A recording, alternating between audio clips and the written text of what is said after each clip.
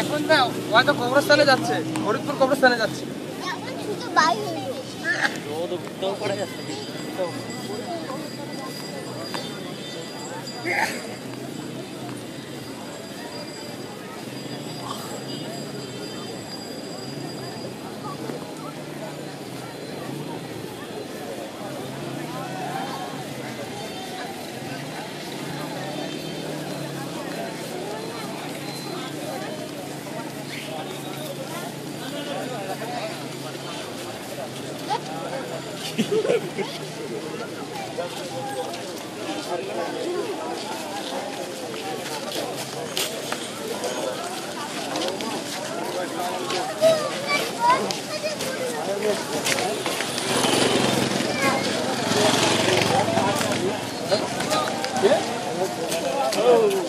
बिकाल में है तो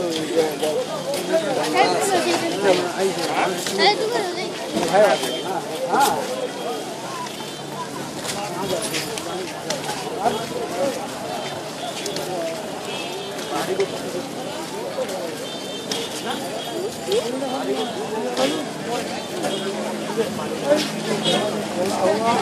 रुपया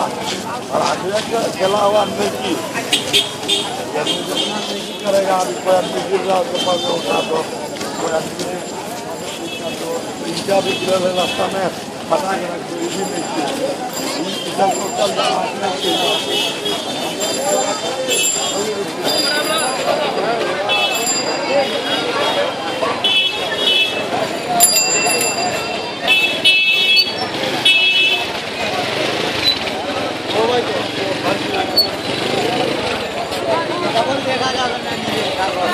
देखा जाता है